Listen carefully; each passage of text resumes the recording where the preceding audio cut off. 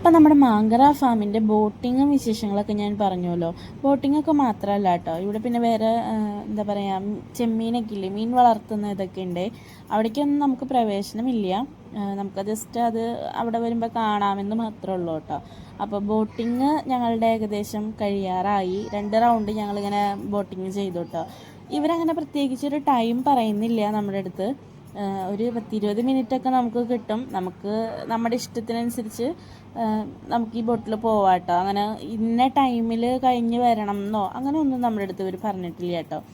ഞങ്ങൾ ഈ ഒരു ബോട്ടിന് 250 രൂപയാണ് കൊടുത്തത്. നമുക്കിതിൽ എത്ര ആൾക്ക്, 5 ആൾക്ക് പോവാം കേട്ടോ. കുട്ടി, എൻ്റെ കൊച്ചടക്കം നമുക്ക് 5 ആൾക്ക് ഇതിൽ പോകാൻ പറ്റി കേട്ടോ. വളരെ നല്ലൊരു എക്സ്പീരിയൻസ് ആയിരുന്നു കേട്ടോ ഈ ഒരു ബോട്ടിങ്ങിൻ്റെ.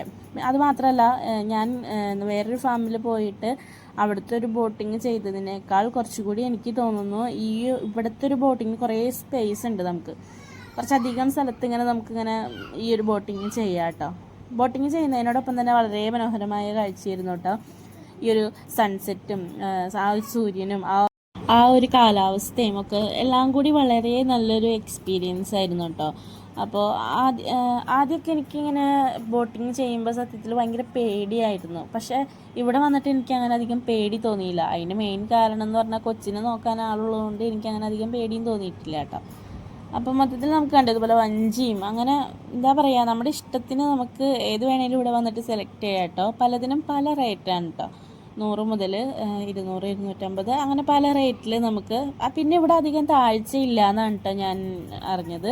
അതായത് ഇങ്ങനെ ഒത്തിരി വെള്ളം കാണുന്നുണ്ടെങ്കിലും ഇവിടെ അധികം താഴ്ചയില്ല എന്ന് വേറൊരു വീഡിയോയിൽ ഞാൻ കണ്ടതാണ്. നമ്മളിവിടെ ചോദിച്ചിട്ടില്ല കേട്ടോ.